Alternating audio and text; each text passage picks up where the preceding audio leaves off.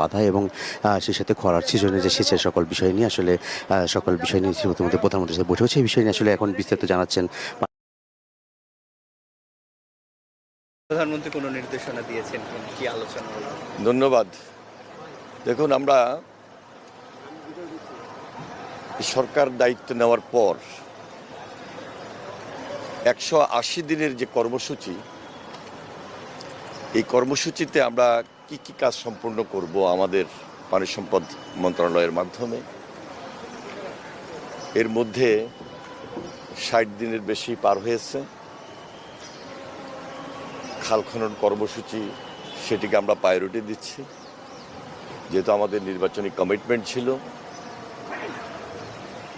এবং দৃশ্যমান আমরা 180 দিনে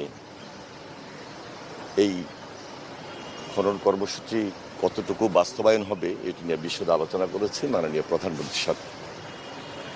এর বাহিরে আপনারা জানেন যে বাংলাদেশের সবচেয়ে একটা গুরুত্বপূর্ণ প্রজেক্ট পদ্মা ব্যারেজ, সেটার স্টাডি রিপোর্ট, কারিগরি দিক সমীক্ষা প্রায় সম্পূর্ণ। একনেকে মিটিং যেটি হবে, একনেক সভায়, তার আগ পর্যন্ত আমাদের প্রায়োরিটি বেসিস কি কি কাজগুলো সম্পন্ন করা দরকার ইমিডিয়েট, সেটা নিয়ে আমরা বিশদ আলোচনা করেছি। কারণ এই পদ্মা ব্যারেজটি বাংলাদেশের 1/3 জনগণের সুবিধার্থে প্রয়োজনে খুবই গুরুত্বপূর্ণ এবং জনগুরুত্বপূর্ণ বিদায় আমরা আমাদের যে নির্বাচনী অঙ্গীকার ছিল, মাননীয় প্রধানমন্ত্রী নির্বাচনের আগে রাজশাহীতে এই প্রজেক্টটি নিয়ে কথা বলেছেন, প্রতিশ্রুতি দিয়েছেন এবং এই প্রজেক্টে আমাদের নর্থ বেঙ্গলের প্রায় 24টি জেলার জনসাধারণ খুব বেশি উপকৃত হবেন এবং সবচেয়ে বেশি গুরুত্বপূর্ণ হলো যে এটা বাংলাদেশের জন্য খুবই প্রয়োজন। শুধু ইরিগেশন না, সকল দিক বিবেচনায় জনস্বার্থে এই প্রজেক্টটি, এই প্রকল্পটি সারা বাংলাদেশের পানির প্রবাহ, ভূগর্ভস্থ পানির লেভেল, মৎস্য চাষ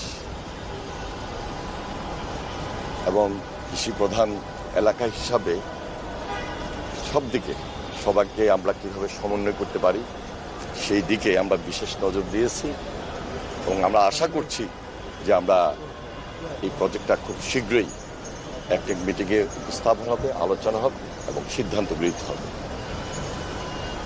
এর বাহিরে তিস্তা মহাপরিকল্পনা, সেটি আরেকটা গুরুত্বপূর্ণ প্রজেক্ট।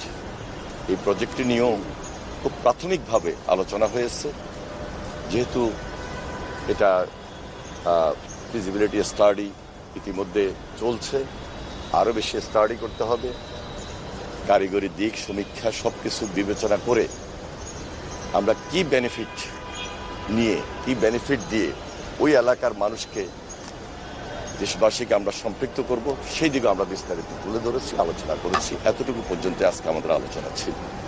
আর খাল খনন কর্মসূচি তো চলমান আছে, অন্য কোনো জেলায় প্রধানমন্ত্রী সাম্প্রতিককালে যাবেন কিনা খাল খনন কর্মসূচিতে? 16ই মে চাঁদপুরে মাননীয় প্রধানমন্ত্রী যাচ্ছেন। অনেকগুলো কর্মসূচির মধ্যে খাল খনন কর্মসূচিও থাকছে এবং সেখানে তিনি খাল খনন কর্মসূচির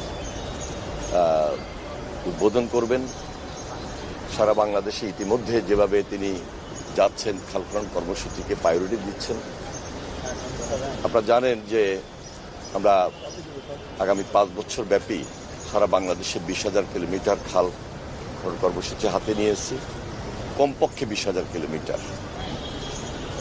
এবং সে অনুযায়ী তিনি ইতিমধ্যে কয়েকটা জেলায় গিয়ে খাল খনন কর্মসূচি উদ্বোধন করেছেন। আমাদের মাননীয় মন্ত্রী এমপি সাহেবরা সবাই যার যার এলাকায় এই কর্মসূচি অব্যাহত রেখেছেন। যেহেতু বর্ষাকাল প্রায় চলে এসেছে। হয়তোবা আমরা এই মে মাস পর্যন্ত এই কর্মসূচি কন্টিনিউ করতে পারবো। বর্ষা শেষে আবার আগামী নভেম্বর, ডিসেম্বর, জানুয়ারির দিকে আমরা এই খাল খনন কর্মসূচি আমরা কন্টিনিউ করব। এর মধ্যেই এই মে মাসে মাননীয় প্রধানমন্ত্রী 2টা জেলা যাচ্ছেন, সেটা হলো চাঁদপুর এবং ফেনী। ফেনীতে যাবেন 25 মে এবং চাঁদপুর যাচ্ছেন 16ই মে, এবং অন্যান্য কর্মসূচির সঙ্গে খাল খনন কর্মসূচিও ওনার কর্মসূচি অন্তর্ভুক্ত রয়েছে। ধন্যবাদ।